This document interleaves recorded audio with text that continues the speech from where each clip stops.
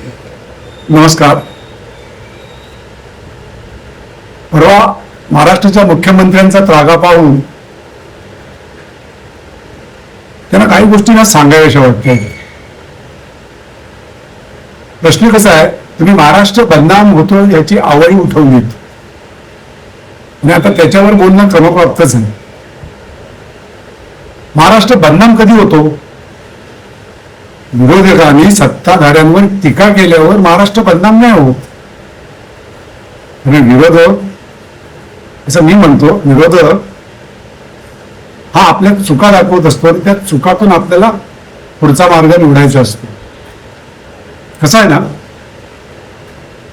छोट्या छोट्या मुलींवर ज्यावेळी महाराष्ट्रात अत्याचार होतो आणि त्याच्या बातम्या ज्यावेळी देश विदेशात जातात त्यावेळी महाराष्ट्र बदनाम होतो. उपनगरीय रेल्वे क्षुल्लकच्या कारणावरून एखाद्या तरुणाचा खून होतो त्यावेळी महाराष्ट्र बदनाम होतो. महाराष्ट्राच्या विधानसभा अध्यक्षांना ज्यावेळी शुद्ध मराठीही बोलता येत नाही त्याची ज्यावेळी चर्चा होते त्यावेळी खरं तर महाराष्ट्र बदनाम होतो.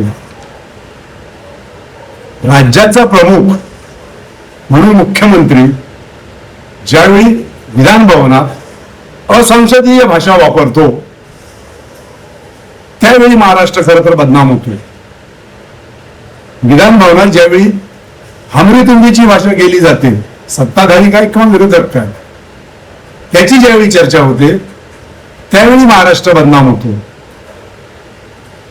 विधानसभेत एखाद्या बिलावर चर्चा करताना ते चूक की बरोबर ह्या वादात मी नाही जाणार, पण चर्चा करताना जसं आपल्याला हवं तसं करून घेणं, विरोधकांना चर्चेची सुद्धा संधी न देणं आणि एखादं विधेयक रेटून देणं, अशा वेळी महाराष्ट्र बदनाम होतो. मुख्यमंत्री साहेब, आजपर्यंत तुम्ही प्रिय होता, कदाचित पुढे असालही, पण हा जो तुम्ही त्रागा केलाय ना, त्यामुळे आम्ही ज्या देवाभाऊवर विश्वास ठेवत होतो तो हा देवाभाऊ नाही. तुम्ही एखादी गोष्ट केली आणि ते चुकलं, त्याच्यावर जर कोण बोललं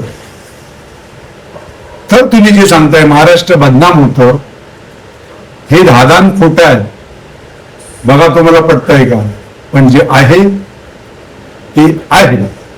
धन्यवाद.